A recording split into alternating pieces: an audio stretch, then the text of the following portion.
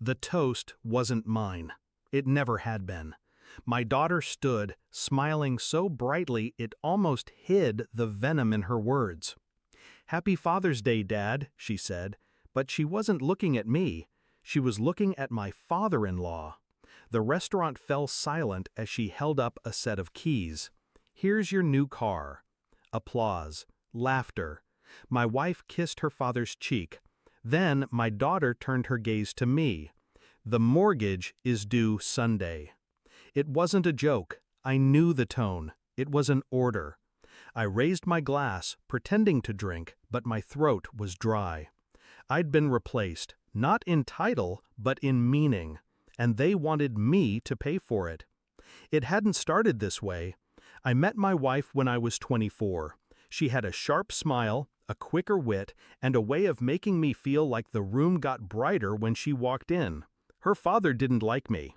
Ambitionless, he called me once, but I ignored it.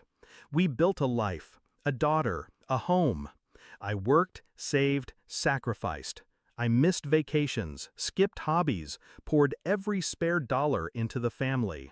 Her father, he was always there, always the hero with gifts. A new phone for her, a bike for my daughter, but never without strings. Every gift was a reminder he could provide more than I could. I thought it was harmless. I thought family was bigger than pride. Then I started noticing things. The joint account would be short without explanation. My wife would borrow from my business savings, promising to replace it. My daughter, once warm, once mine, began echoing her grandfather's words. "You work too much for too little. Granddad says I should aim higher than you did." I let it slide. I told myself it was just teenage talk. But the dinner proved it wasn't. It was indoctrination. When they handed him the car and handed me the mortgage, something inside me clicked into place. Not rage, not heartbreak, clarity. I didn't argue at the table. I smiled, ate my meal, paid the bill, of course I did. But that night, when the house was quiet, I packed a bag. Clothes, documents, my laptop. I left a note on the kitchen counter. It didn't say goodbye. It said, "Check the account. Step 1, financial extraction." I'd been quietly preparing for years without realizing it. Every major purchase was in my name. The deed to the house? Me. The business? Me. My wife had access, yes, but I had control. That night, I moved the business funds into a new account she didn't know existed, canceled her access to the company credit line, froze the joint card. By morning, they would wake up to discover the stream had dried. Step 2, leverage. My father-in-law's new car, bought under my company's lease program, the one tied directly to my business license. Legally, it wasn't his yet, and defaulting on the lease would send it straight back to the dealer. I called the leasing manager at sunrise, told him to cancel the delivery.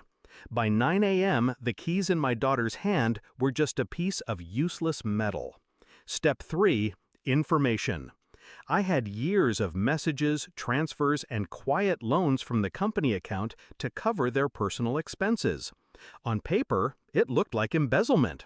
I didn't need to use it, I just needed them to know I could. By 7 a.m., my phone was buzzing. At 8, it was a steady vibration. By 10, I had 87 missed calls. I didn't answer until the 88th. It was my wife. Her voice was tight. "What have you done?" I kept my tone even, just putting things back where they belong. "You can't just—" "I can," I said, and I have. They tried to paint me as cruel, irresponsible. They said I was abandoning my family. But here's the truth. I didn't leave them. They left me a long time ago. I just finally walked away. 2 weeks later, they were scrambling. The mortgage payment bounced. My father-in-law had to return the car. My daughter called once, voice shaking, not with apology, but with panic. "You ruined everything," she said. "No," I told her, "I stopped paying for it." The legal papers came next, not from them, but from me. I filed for separation, asset division, and removal of my wife's name from the business entirely. The evidence of financial misuse made it easy. The court froze what little was left in the joint account.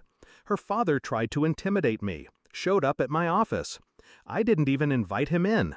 I just handed him a single sheet of paper, a detailed list of the transactions from my business account to his personal expenses over the last 5 years.